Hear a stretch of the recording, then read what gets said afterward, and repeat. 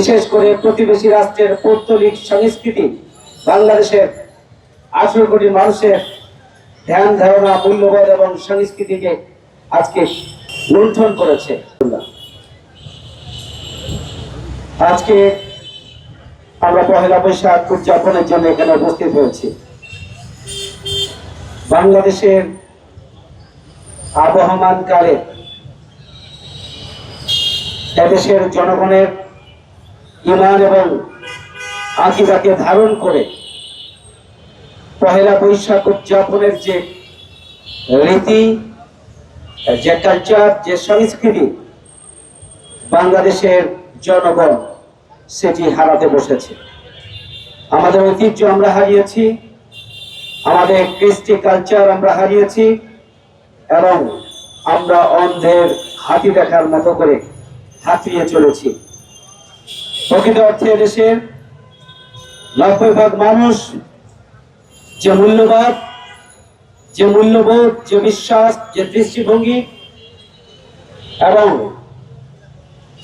যে চেতনাকে ধারণ করে, সেই ঈমান এবং মূল্যবোধের চেতনাকে ধারণ করে, দেশপ্রেম এবং ঈমানি চেতনাকে ধারণ করে বাংলাদেশের সাহিত্য সংস্কৃতিকে ঢেলে সাজানোর সময় এসেছে। আমাদের সংস্কৃতিকে বিজাতীয় সংস্কৃতি আগ্রাসনের মাধ্যমে, বিশেষ করে প্রতিবেশী রাষ্ট্রের পৌত্তলিক সংস্কৃতি বাংলাদেশের 18 কোটি মানুষের ধ্যান ধারণা, মূল্যবোধ এবং সংস্কৃতিকে আজকে লুণ্ঠন করেছে। এই অবস্থায় আমাদের ঈমান, আমাদের আকীদা, আমাদের কালচার, আমাদের কৃষ্টি, আমাদের সংস্কৃতি, এই সব কিছুকে ধারণ করার মধ্য দিয়ে আমাদের প্রকৃত পহেলা বৈশাখের সার্থকতা খুঁজে বের করতে হবে। আমরা যা হারিয়েছি তা পুনরুদ্ধার করার দিন আজকে।